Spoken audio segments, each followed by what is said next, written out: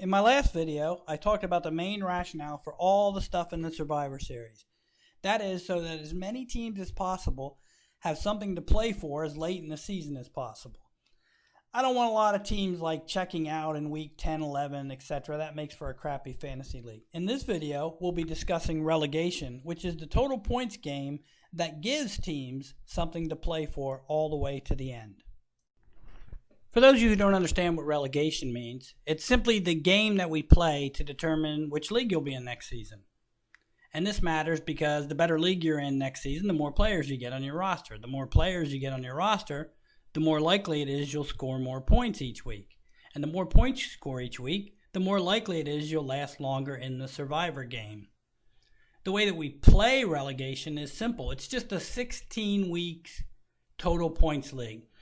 Think of it this way. You're in the crappy league with 13 other teams, and you get to play two different games in that league. The first game is just regular fantasy football where you play head-to-head each week and the best teams make the playoffs, etc. The second game is relegation, where you simply try and score as many points as you can by the end of the season. This is a relegation tracker from last season.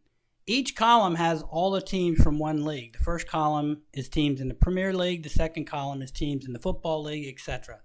The columns are sorted by total points with the highest scorers at the top. Now, the background colors indicate which league teams will be in the following season. As you can see, all the top scoring teams in each league are in the green, which means they'll go to the Premier. All the lowest scoring teams are in the red, which means they'll be relegated to the crappy. But it's the teams in the middle that I want to highlight and illustrate why relegation ties the whole league together. The highlighted teams you see in the blue and the white are the ones that are likely not to have much to play for the last 2 weeks of the season. Most of them still won't be alive in the Survivor. Most won't be trying to win their league playoffs, etc. But if the overall scores in each league are bunched tight enough, you could have all of these teams fighting it out to get either in the white, the Football League, or stay down in the blue, Division 3.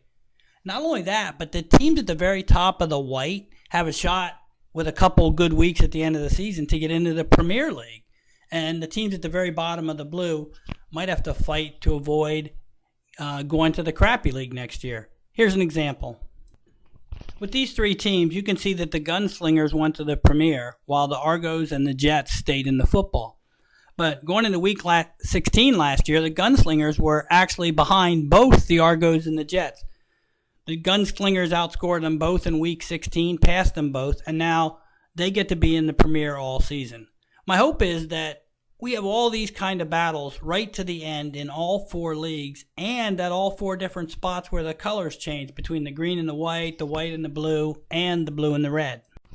Now that we got that out of the way, the next few videos I'm going to try and explain the rules and maybe give you some tips on how to survive in the Survivor. By the way, that's my cat, Carpert, posing for the camera while Lucy sleeps in the background. See you next time.